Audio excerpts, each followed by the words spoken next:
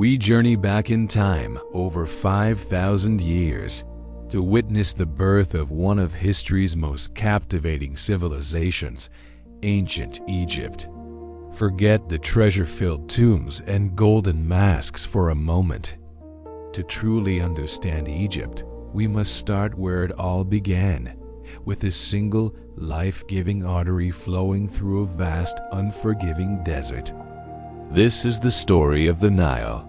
Imagine a world dominated by endless stretches of red sand, baked under a relentless sun. This was the Desert, the Red Land. But slicing through this barren expanse was a ribbon of impossible green, a fertile valley teeming with life.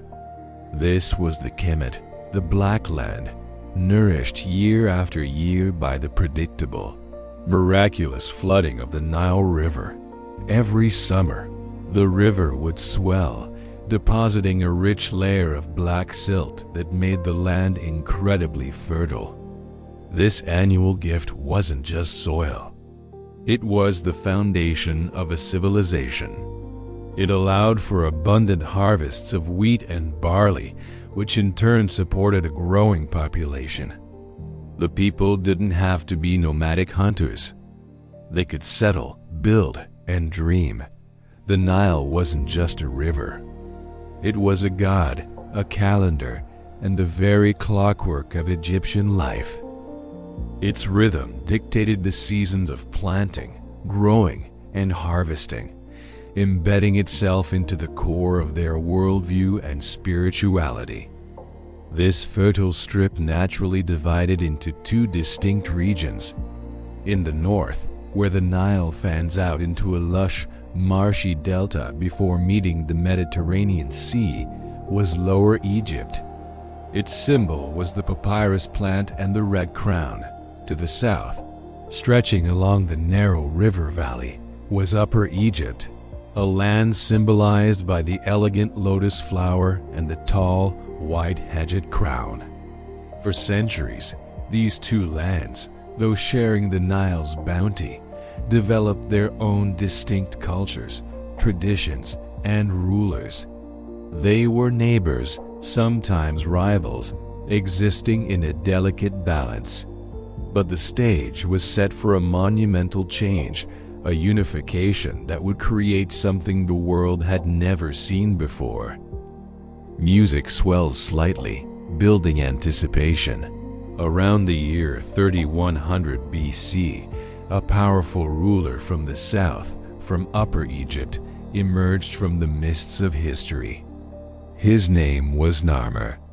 Some historians believe he might be the same legendary figure known as Menes. Whether one man or two, the impact was the same. Narmer led his armies north, conquering the delta of Lower Egypt. But this wasn't just a conquest, it was a fusion. To symbolize this monumental event, Narmer created a new crown, the Pshent, which brilliantly combined the white crown of the south with the red crown of the north. It was a powerful piece of political propaganda, a clear statement that these two lands were now one under a single divine ruler. This act, immortalized on the famous Narmer palette, wasn't just the end of a war. It was the birth of the world's very first nation-state, a unified kingdom that would endure for 3 millennia. The concept of a single country, ruled by one government, was born right here on the banks of the Nile. This unification ushered in what we now call the early dynastic period, a formative era that lasted for several centuries. This was the time when the bedrock of Egyptian society was laid, when the core principles that would define Egypt for thousands of years were forged and solidified. The capital was established at Memphis, strategically located at the junction of Upper and Lower Egypt, a perfect vantage point to govern the newly united kingdom. It was from here that the first dynasties of pharaohs would rule, not merely as kings, but as gods on earth. The most crucial concept cemented during this time was that of divine kingship.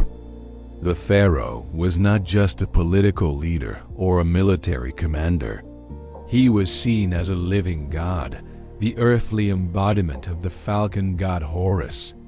He was the indispensable link between the gods and humanity. It was his duty to maintain Mat, the cosmic order of truth, balance, and justice.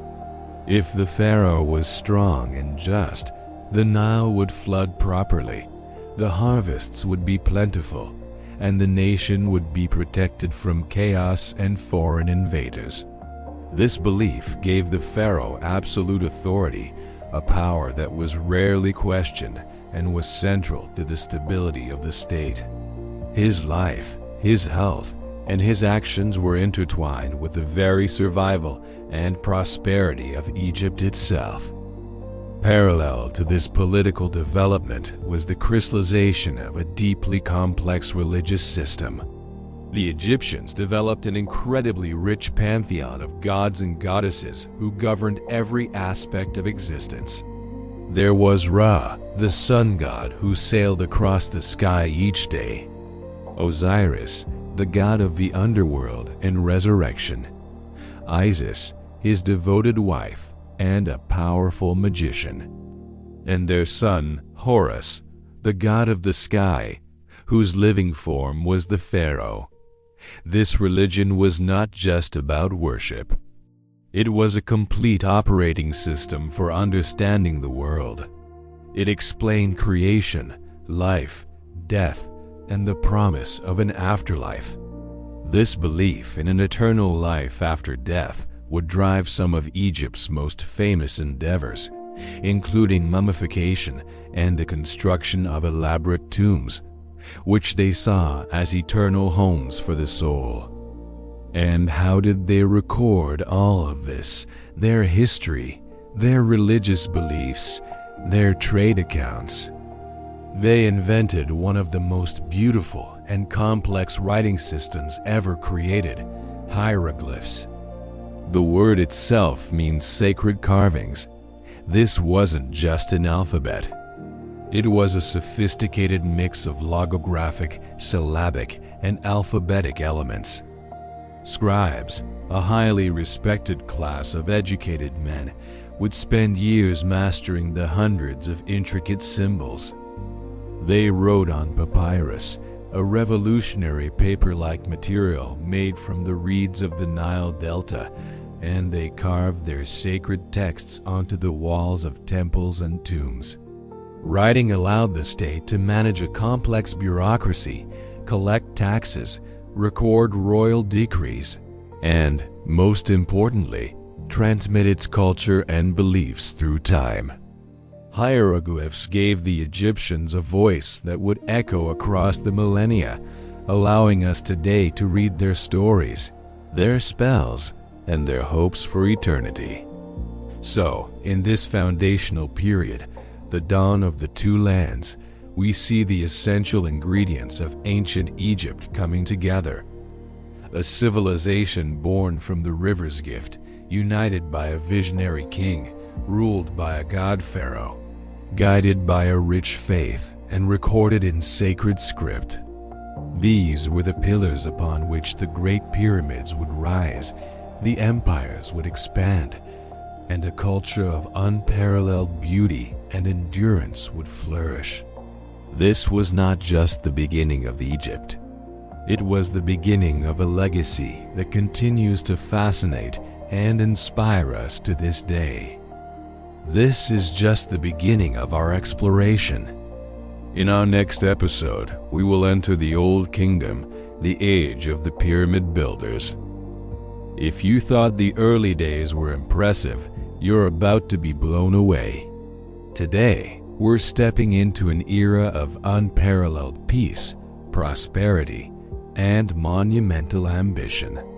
The Old Kingdom, also known as the Age of the Pyramid Builders. Imagine a land united, flourishing under the benevolent and absolute rule of a single figure. This wasn't just a king. This was the pharaoh, a living god on earth. The stability he provided allowed Egyptian civilization to reach for the heavens, quite literally. For the first time, the kingdom had the resources, the manpower, and the sheer audacity to undertake construction projects that would echo through eternity. So, where does this story of stone and stars begin? It starts not with the smooth-sided pyramids we know so well, but with a revolutionary idea at Saqqara. Meet Pharaoh Djoser and his brilliant architect Imhotep. Imhotep wasn't just a builder. He was a physician, a high priest, a true genius of his time. Before him, pharaohs were buried in mastabas, flat, rectangular tombs. But Djoser and Imhotep had a grander vision. They thought, why just one level? Why not stack them? They placed smaller mastabas on top of larger ones, creating a staircase to the sky. The result was the Step Pyramid, the world's first large-scale stone building. It was more than a tomb. It was a statement. It declared the pharaoh's divine connection, a stairway for his soul to ascend to the gods. This single innovation set the stage for everything that followed. The Step Pyramid was a game-changer, but it was just the beginning. Egyptian architects spent the next century perfecting their craft. They experimented. They learned from their mistakes, like the bent pyramid at Dashur, which had to change its angle mid-construction to avoid collapse, and they strived for geometric perfection. This relentless pursuit led to the first true smooth-sided pyramid, the Red Pyramid, also at Dashur. With each project, their skills in quarrying, transporting, and lifting massive stone blocks grew exponentially. They were no longer just building tombs. They were mastering the very fabric of the earth. And all this practice, all this innovation, was leading to one specific place, a plateau that would become synonymous with ancient Egypt's power, Giza. Here, during the 4th dynasty, the dream of the pyramid builders reached its zenith. It began with Pharaoh Khufu. He wasn't content with just a pyramid. He wanted the largest, most magnificent structure ever conceived. And so, the Great Pyramid of Giza was born. For nearly 4,000 years, it remained the tallest man-made structure on Earth. Think about that. The sheer scale is almost impossible to comprehend. It's made of over 2 million stone blocks, some weighing as much as 80 tons. All cut and placed with astonishing precision. How did they do it? While we don't know every single detail, we know it was a triumph of human organization and engineering. This wasn't the work of slaves, as Hollywood would have you believe, but of skilled, paid Egyptian laborers who took immense pride in building a monument for their god-king. They lived in a purpose-built city near the site, complete with bakeries, breweries, and medical facilities. This was a national project, a testament to the unity and power of the Old Kingdom. But the story doesn't end with Khufu. His son, Khafre, followed suit, building the second-largest pyramid at Giza. While slightly smaller, its position on higher ground gives it the illusion of being taller. Khafre also gave us another iconic monument, the Great Sphinx. Carved from a single limestone outcrop, this mythical creature with the body of a lion and the head of a king stands as an eternal guardian of the Giza Plateau. It's believed the face of the Sphinx is that of Khafre himself, forever watching over his eternal resting place. The trifecta of Giza was completed by Khafre's son, Menkaure. His pyramid is significantly smaller than the other two, perhaps signaling a shift in resources or priorities. But what it lacks in size, it makes up for in artistry. The finest, most detailed statues of the Old Kingdom were discovered in Menkaur's temple complex, showing a pharaoh who valued artistic perfection as much as architectural scale. Together, these three pyramids at Giza represent the absolute peak of the Old Kingdom's power and prosperity. They are not just tombs. They are symbols of a highly organized, centralized state with a complex understanding of engineering, logistics, and astronomy. The sides of the pyramids are aligned almost perfectly with the cardinal directions, a feat that would be challenging even with modern technology. They were monuments to eternity, built to ensure the pharaoh's successful journey into the afterlife and, in turn, to guarantee the continued stability and prosperity of the entire kingdom. However, such colossal projects couldn't last forever. The immense resources, both human and material, required to build the pyramids eventually placed a strain on the kingdom's economy. As we move towards the end of the Old Kingdom, the power of the pharaoh begins to wane, and the era of pyramid building on such a massive scale draws to a close. But their legacy was already set in stone. They had created symbols of human potential so powerful that they continue to captivate and inspire us thousands of years later. They are the last remaining wonder of the ancient world, a silent, majestic tribute to the age of the pyramid builders. The story of these incredible monuments is the story of a civilization at the height of its power. If you thought the pyramids were the final chapter of Old Kingdom glory, you're in for a surprise. Like any great empire, ancient Egypt had its share of dramatic plot twists, and we're about to dive into one of its most turbulent, yet ultimately triumphant periods. Imagine the Great Pyramid, once a symbol of divine order and centralized power, now standing silent over a fractured land. The once mighty Old Kingdom had crumbled. The pharaoh's authority, which had seemed as eternal as the sun, had evaporated. This wasn't a slow decline. It was a catastrophic collapse that plunged Egypt into a century of chaos, a period historians call the First Intermediate Period. What went wrong? A combination of factors, really. Climate change led to severe droughts, causing widespread famine. The Nile, the very lifeblood of Egypt, failed to deliver its annual, life-giving flood. Provincial governors called nomarchs, who had grown increasingly powerful and wealthy, began to see the pharaoh in the distant capital as irrelevant. They stopped sending taxes and resources to the central government, effectively becoming independent rulers of their own little kingdoms. Egypt, once a unified nation, shattered into a mosaic of competing territories.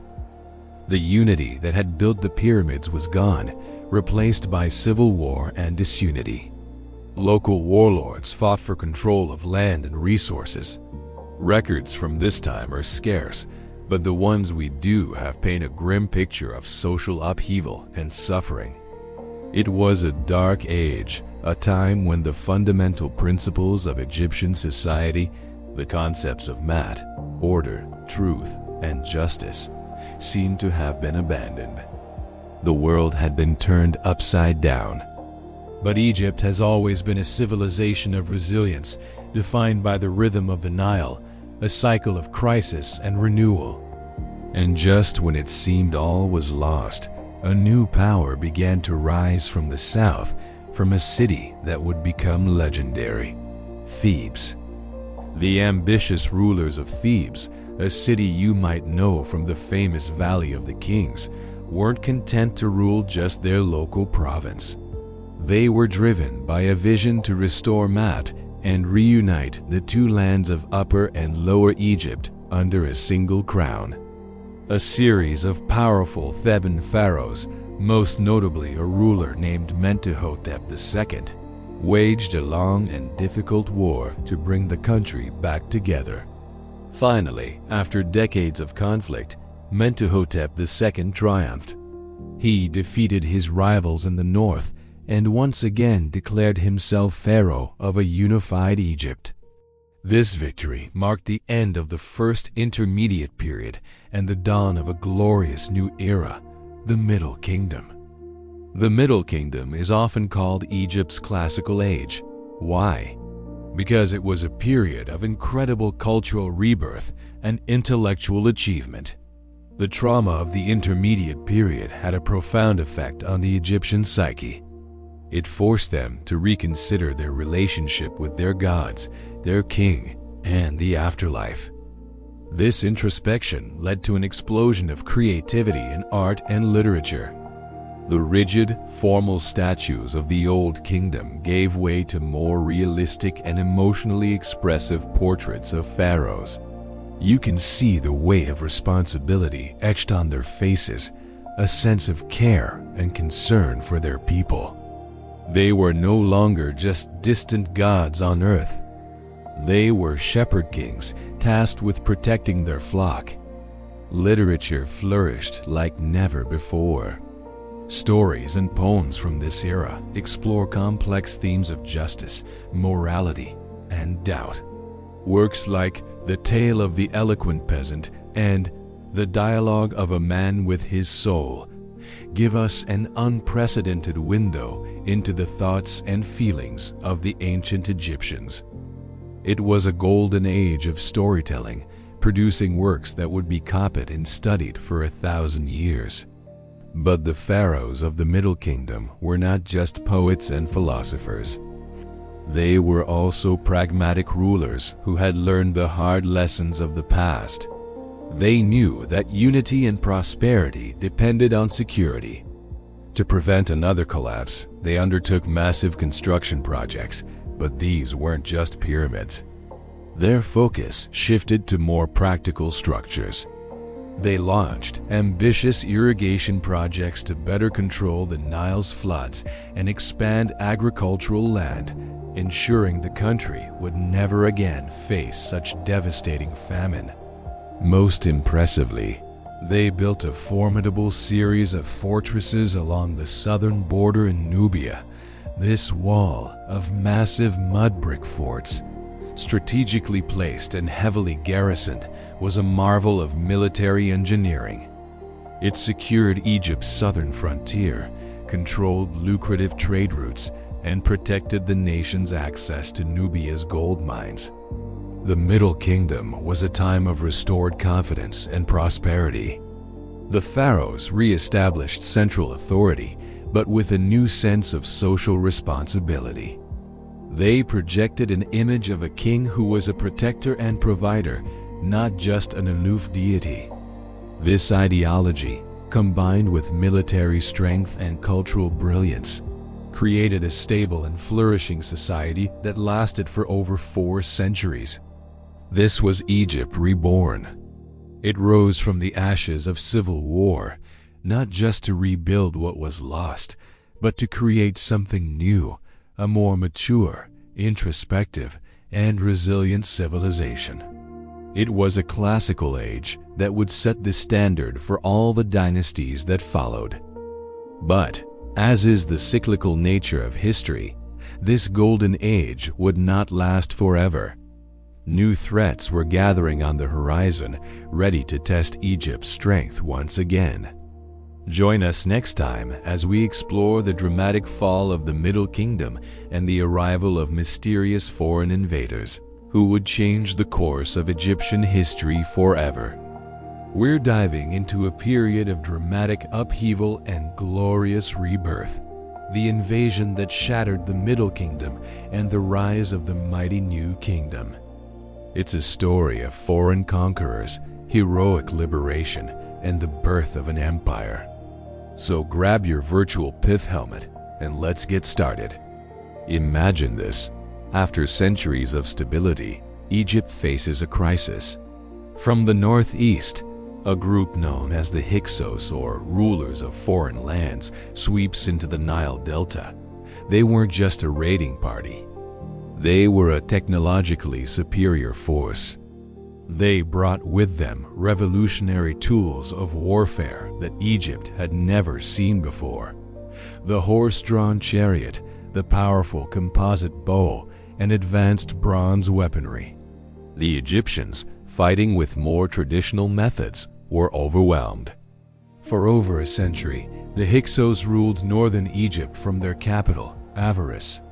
While they adopted many Egyptian customs, even calling themselves pharaohs, they were always seen as foreign occupiers by the native Egyptians who controlled the southern part of the country from the city of Thebes. A simmering resentment grew, a burning desire to reclaim their land. This period, known as the Second Intermediate Period, was a time of division and humiliation, but it was also a crucible, forging the steel of Egyptian resolve. The breaking point finally came. The Theban pharaohs, a line of native Egyptian rulers, had had enough. A fierce war of liberation began. Pharaohs like Seqenen-Redao, who likely died in battle against the Hyksos, his mummy bears horrific wounds, and his sons, Kamose and Ahmose-I, led the charge.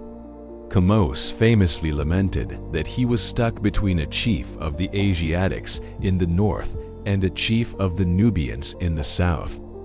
He vowed to rescue Egypt. It was Ahmose-I who finally succeeded, leading a revitalized Egyptian army, which had now adopted and perfected the very chariot warfare the Hyksos had introduced. He laid siege to Avaris. After a long and brutal campaign, he captured the Hyksos capital and drove them completely out of Egypt. This victory wasn't just a military triumph. It was the dawn of a new era.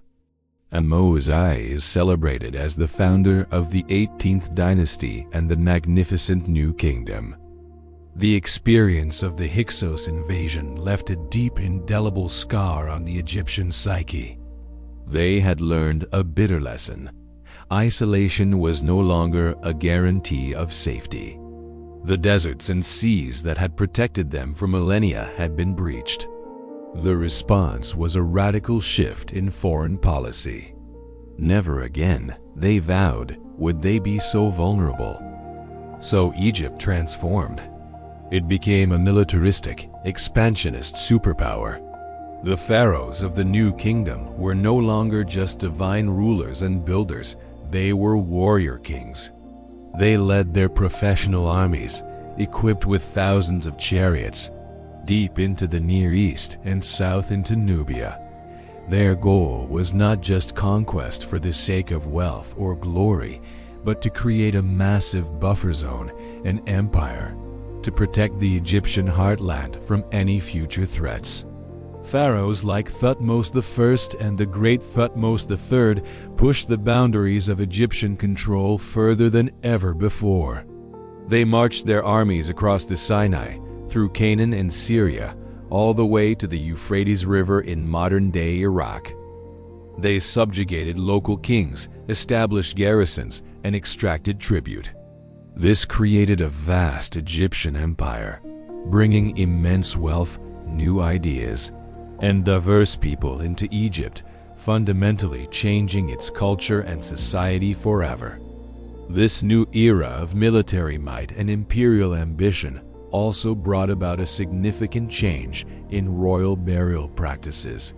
The age of the Great Pyramids was over. Why? Well, the pyramids, for all their grandeur, were giant advertisements for tomb robbers. Despite all the precautions, almost every pyramid had been plundered by the time of the New Kingdom. The pharaohs needed a better way to protect their journey to the afterlife. Their solution was secrecy and deception. They chose a remote, desolate valley on the west bank of the Nile opposite Thebes, a place we now call the Valley of the Kings. Here, hidden from view, They commanded their workers to cut deep, complex tombs into the rock cliffs. The entrances were designed to be concealed, buried under rubble after the pharaoh's entombment. The idea was to create a secret necropolis, a city of the dead known only to a trusted few. For nearly 500 years, this valley became the final resting place for the pharaohs and powerful nobles of the new kingdom. This is where the tombs of legendary rulers like Tutankhamun, Ramesses the Great, and Seti I were hidden, filled with unimaginable treasures intended to serve them in the next life. Instead of massive pyramids dominating the landscape, the focus shifted to the lavish decoration inside the tombs, with vibrant paintings and texts covering every wall, guiding the deceased on their perilous journey through the underworld. So, from the ashes of foreign invasion, a new, more powerful Egypt emerged. The new kingdom was an era of empire, of legendary pharaohs, and of breathtaking wealth, all built on the lessons learned during a time of crisis. The chariot, once the symbol of their defeat, became the symbol of their imperial power, carrying them to the pinnacle of their ancient glory.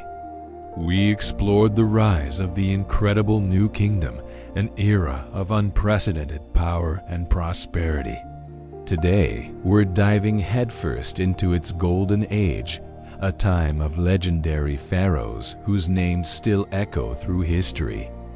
Get ready to meet a queen who ruled as king, a revolutionary who challenged the gods, a boy whose tomb hid unimaginable treasures, and a builder of monuments so grand they defy belief. Let's start with one of the most remarkable figures in all of history, Hatshepsut. After her husband, Thutmose II, passed away, the throne was meant for his young son, Thutmose III. But Hatshepsut, initially acting as regent, did something extraordinary. She didn't just hold the power. She claimed it for herself, declaring herself pharaoh. This was revolutionary. To legitimize her rule in a male-dominated world, she adopted all the trappings of a king. In statues and reliefs, she's often depicted with a male body, wearing the traditional kilt and even a false beard. But Hatshepsut wasn't just a master of political maneuvering.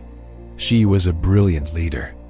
Instead of focusing on military conquest, she ushered in an era of peace and economic prosperity. Her greatest achievement was re-establishing trade networks that had been disrupted. She sponsored a legendary expedition to the mysterious land of Put, likely somewhere on the coast of East Africa. Imagine the excitement as her ships returned, laden with unheard-of luxuries, incense, ebony, ivory, gold, and even exotic animals like monkeys and giraffes. This influx of wealth funded one of the most ambitious building programs Egypt had ever seen. Her masterpiece is her mortuary temple at Deir el-Bahri, a stunning terraced sanctuary carved directly into a cliff face. It's a monument that doesn't scream power through sheer size, but through elegance and harmony with nature. Hatshepsut proved that a pharaoh's greatness could be measured not just in battles won, but in the prosperity and beauty they brought to their people. For over 2 decades, she reigned successfully, leaving a legacy of peace and architectural splendor. After Hatshepsut, Egypt returned to a more traditional path, but about a century later, a pharaoh ascended the throne who would shake the very foundations of Egyptian society. His name was Amenhotep IV, but we know him as Akhenaten. Akhenaten wasn't interested in just ruling Egypt. He wanted to remake it in his own image, starting with its religion. For thousands of years, Egypt had worshipped a complex pantheon of gods, with Amun-Ra of Thebes holding the supreme position. Akhenaten rejected them all. He declared that there was only one true god, the Aten, represented as the physical disk of the sun. This was a radical shift, arguably the world's first instance of monotheism. He changed his name to Akhenaten, meaning effective for the Aten, and moved the entire capital from the traditional center of Thebes to a brand new city he built from scratch in the desert, called Akhetaten, or Horizon of the Aten. Art, too, underwent a dramatic transformation. The idealized, perfect forms of traditional Egyptian art were replaced with a strange, almost exaggerated realism. Akhenaten and his famous queen, Nefertiti, were depicted with elongated skulls, slender necks, and rounded bellies. It was a complete break from tradition, a revolution in both faith and aesthetics. But this revolution was not popular. The powerful priesthood of Amun-Ra was stripped of its wealth and influence, and the common people were likely confused and angered by the abandonment of their cherished gods. Akhenaten's radical experiment, while fascinating, was ultimately a failure. It was too much, too soon, and upon his death, Egypt was all too eager to forget the heretic king. And who was tasked with putting things right? A young boy, perhaps only 9 years old when he took the throne. His original name was Tutankhaten, living image of the Aten, but he quickly changed it to Tutankhamun, living image of Amun, signaling a complete return to the old ways. The court moved back to Thebes. The temples of the traditional gods were restored, and the city of Akhetaten was abandoned to the desert sands, its stones later repurposed for other buildings. Tutankhamun's reign was actually quite brief and relatively uneventful. He ruled for about a decade before dying under mysterious circumstances around the age of 19. For thousands of years, he was a minor, forgotten pharaoh. So why is he the most famous pharaoh of all? Because of one incredible stroke of luck. While the tombs of more powerful pharaohs in the Valley of the Kings were systematically looted over the centuries, Tutankhamun's was small and its entrance was covered by debris from the construction of a later tomb. It lay hidden, perfectly preserved, until its spectacular discovery by Howard Carter in 1922. When Carter first peered inside, he was speechless. The tomb was packed to the ceiling with over 5,000 artifacts, golden chariots, intricate jewelry, ornate furniture, and, of course, the iconic solid gold death mask. It wasn't just treasure. It was a perfect time capsule, giving us an unparalleled glimpse into the staggering wealth and craftsmanship of the New Kingdom's golden age. If this was the burial of a minor boy king, can you even imagine what the tombs of the great pharaohs must have contained? Speaking of great pharaohs, our final stop brings us to a man who truly earned his title, Ramesses II, better known as Ramesses the Great. If there was ever a pharaoh who embodied the power, ambition, and sheer longevity of the New Kingdom, it was him. Ramesses reigned for an astonishing 67 years, living well into his 90s and fathering over 100 children. His reign was defined by two things: military might and monumental construction. Early in his rule, he clashed with the other great superpower of the age, the Hittite Empire, for control of Syria. This culminated in the legendary Battle of Kadesh. Ramesses portrayed the battle as a heroic, single-handed victory, plastering scenes of his triumph on temple walls all across Egypt.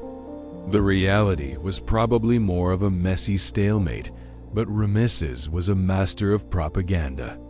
Ultimately, the conflict led to the world's first known peace treaty, a testament to Ramesses's diplomatic skill as well as his military prowess.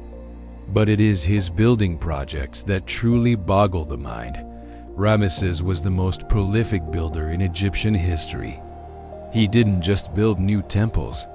He added to existing ones, often carving his own name over those of his predecessors.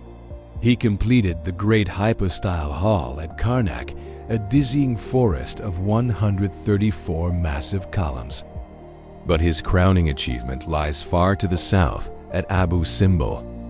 There, he had 2 entire temples carved out of a solid rock cliff face. The larger temple features 4 colossal 65-foot-tall statues of himself seated on his throne, guarding the entrance. The sheer scale is breathtaking. Twice a year, on his birthday and coronation day, the rising sun penetrates the temple's inner sanctuary, illuminating the statues of the gods and Rameses himself. It's an extraordinary feat of engineering and astronomy, a monument designed to ensure that Rameses would be remembered as a god on earth forever. From the visionary trade of Hatshepsut to the radical faith of Akhenaten, the golden treasures of Tutankhamun, and the colossal monuments of Rameses the Great, the new kingdom was an era of unforgettable personalities and breathtaking achievements. These pharaohs shaped not just Egypt, but our very idea of what it means to be a legendary ruler. We've witnessed the rise of mighty pharaohs and the construction of wonders that still boggle the mind. But what happens when the sun begins to set on even the greatest of empires? Today, we're diving into a period of profound change and resilience, Egypt's long twilight, the third intermediate and late periods. Imagine this. The once unshakable power of the pharaohs is crumbling. The treasury, which once overflowed with gold from Nubia and tribute from across the Near East, is dwindling. The centralized government that held this vast kingdom together for millennia is fracturing, breaking into smaller rival kingdoms. This wasn't a sudden collapse, but a slow, creeping fragmentation that left Egypt vulnerable. The age of imperial glory was fading, replaced by uncertainty and internal division. Into this power vacuum stepped a series of foreign rulers. It's a fascinating and complex chapter in our story. First came the Libyans, chieftains from the west who had long served as mercenaries in Egypt's armies. They didn't storm the gates as conquerors, but rather assimilated, adopting Egyptian titles, customs, and even names, eventually establishing their own dynasties. Think of it less as a hostile takeover and more as a gradual shift in management, but a shift nonetheless. But the winds of change were blowing from another direction as well. From the south, from the land of Nubia, which Egypt had once colonized, came a new power. The Kushite kings, ardent admirers of Egyptian culture, saw themselves not as foreign invaders, but as restorers of tradition. They marched north, reuniting the country and establishing the 25th dynasty. These Black Pharaohs, as they are sometimes known, revered Egypt's ancient gods and traditions, building and restoring temples in a classic Egyptian style. They saw themselves as the true heirs of Thutmose III and Rameses the Great on a divine mission to save Egypt from its own decline. However, the world was getting bigger and more dangerous. A new superpower was rising in Mesopotamia, the formidable Assyrian Empire. With their brutal military tactics and iron weapons, the Assyrians swept into Egypt, sacking cities and driving out the Kushite kings. Their rule was harsh and exploitative, focused on extracting wealth from the Nile Valley. For the first time, Egypt was just a province in a much larger foreign empire, a shocking reality for a people who had always seen themselves as the center of the world. Yet, the Egyptian spirit is nothing if not resilient. Following the Assyrian withdrawal, a brief but brilliant renaissance flickered to life during the 26th dynasty. Known as the Saite period, this was a time of looking back, a conscious effort to recapture the glory of the Old and Middle Kingdoms. Art, language, and religious practices were deliberately modeled on ancient forms. It was a powerful statement of identity, a declaration that even after centuries of turmoil and foreign influence, the soul of Egypt endured. They were trying to be more Egyptian than the Egyptians of the past. This fragile independence, however, was not to last.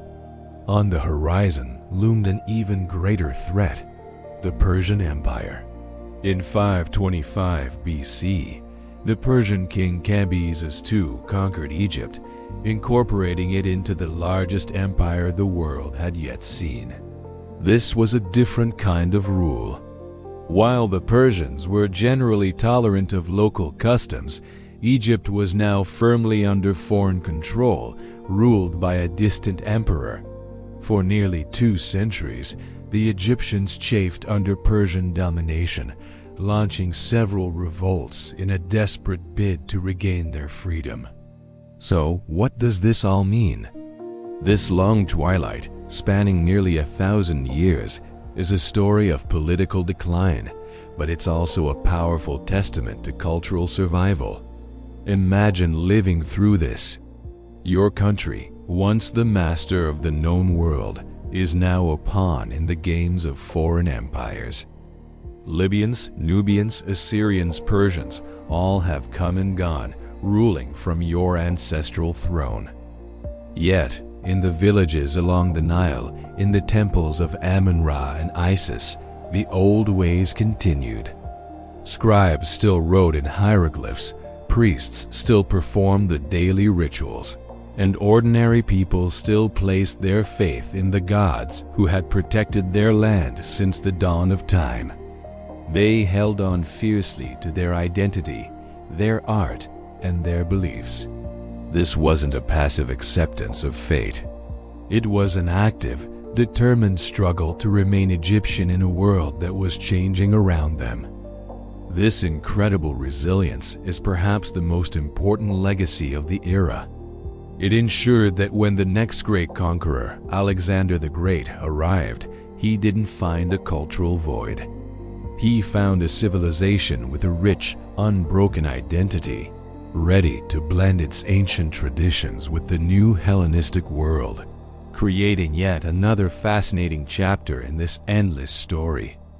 It's a complex but crucial part of the saga, reminding us that a civilization is more than just its kings and armies. It's its people and Gigit's enduring culture. We've traveled through millennia of Egyptian history, from the first pharaohs who united the land to the golden age of the new kingdom. Today, we arrive at the final, dramatic chapter, a time when the land of the Nile was ruled by Greeks and the mighty shadow of Rome loomed large on the horizon. This is the story of the Ptolemaic dynasty. Our story begins not with an Egyptian, but with a Macedonian conqueror whose name echoes through history, Alexander the Great. In 332 BC, Alexander marched into Egypt not as a brutal invader, but as a liberator, freeing the Egyptians from Persian rule. He was welcomed, crowned as pharaoh, and even declared the son of the god Amun. Alexander had a grand vision, and at the mouth of the Nile, he founded a city that would bear his name and become the envy of the ancient world, Alexandria. But Alexander's time in Egypt was brief. His empire, forged in a whirlwind of conquest, was not destined to last. After his untimely death, his vast territories were carved up by his generals, the Diadochi. The prize of Egypt, with its immense wealth and ancient prestige, fell to one of his most trusted companions, Ptolemy, son of Lagas. Ptolemy Isoter, meaning the savior, was a shrewd and capable leader. He understood that to rule Egypt effectively, he couldn't just be a foreign conqueror. He had to become Egyptian. While his administration and court spoke Greek, he embraced the traditions of the pharaohs. He presented himself as their rightful successor, adopting the royal titles and participating in religious ceremonies. This clever blend of Greek culture and Egyptian tradition became the hallmark of the Ptolemaic dynasty. Under the early Ptolemies, Egypt experienced a renaissance, and the heart of this new golden age was the magnificent city of Alexandria. It wasn't just a capital. It was the intellectual and cultural center of the entire Hellenistic world. Its lighthouse, the Pharos, one of the 7 wonders of the ancient world, guided ships from across the Mediterranean into its bustling harbor. But the true jewel of Alexandria was its great library. Imagine a place that aimed to collect all the knowledge of the world. Scholars, poets, scientists, and philosophers flocked to Alexandria, supported by the Ptolemies' patronage. Here, the Earth's circumference was calculated with astonishing accuracy by Eratosthenes. Here, Euclid wrote his Elements, the foundation of geometry for centuries to come. The library and its associated Mausoleum, or Shrine to the Muses, was the world's first true research university, a beacon of learning that shone brightly for centuries. While Greek was the language of power and intellect in Alexandria, the Ptolemies continued to honor the ancient gods of Egypt. They built spectacular temples in the traditional Egyptian style, like the Grand Temple of Horus at Edfu and the beautiful Temple of Isis on the island of Philae. If you visit these sites today, you can see the Ptolemaic kings depicted as traditional pharaohs making offerings to the gods, their names inscribed in hieroglyphs within royal cartouches. They were master politicians, understanding the need to respect the deep-rooted beliefs of their subjects. For nearly 3 centuries, the Ptolemaic dynasty ruled, a line of 15 pharaohs all named Ptolemy. Their reign was marked by family intrigue, power struggles, and sibling rivalries that would make a modern soap opera blush.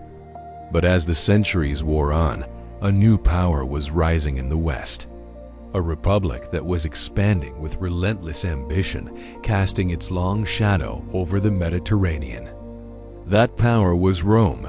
As the Ptolemaic kingdom weakened from internal strife, it became increasingly dependent on Roman favor.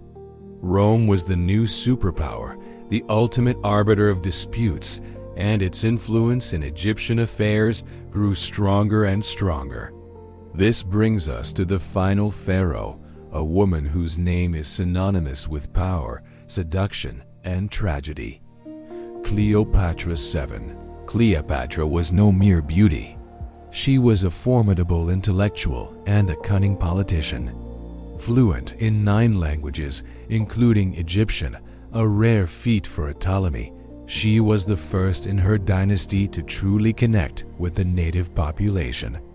She ascended to a throne in turmoil, co-ruling with her younger brother, but she had ambitions far greater than sharing power. Cleopatra understood that the survival of her kingdom depended on one thing: managing Rome, and she decided to do so not just with treaties, but with personal alliances. When the most powerful man in Rome, Julius Caesar, arrived in Alexandria, Cleopatra saw her chance. In a legendary move, she had herself smuggled past her brother's guards, rolled up in a carpet, and delivered directly to Caesar. Caesar was captivated. He was impressed not just by her charm, but by her sharp mind and political acumen. Their alliance was both personal and political. With Caesar's military backing, Cleopatra secured her throne as the sole ruler of Egypt. She gave birth to his son, Caesarion, whom she hoped would one day rule a combined Roman-Egyptian empire. But fate, as it often does, had other plans.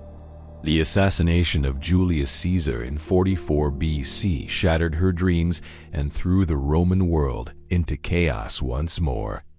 From the ashes of that chaos rose 2 new dominant figures: Caesar's adopted son, Octavian, and his trusted general, Mark Antony.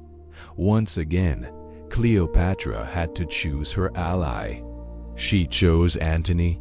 Their meeting at Tarsus is the stuff of legend. She arrived on a magnificent barge with silver oars and purple sails, dressed as the goddess Aphrodite. Antony was utterly enchanted. Their partnership was one of genuine affection and shared ambition. Together, they dreamed of a new Eastern empire with Alexandria as its capital, a direct challenge to Octavian's power in Rome. They had 3 children together, and Antony declared Cleopatra Queen of Kings. But back in Rome, Octavian used their relationship as propaganda, painting Antony as a man bewitched by a foreign queen, abandoning his Roman duties. The stage was set for a final, decisive conflict. The clash came in 31 BC at the naval battle of Actium.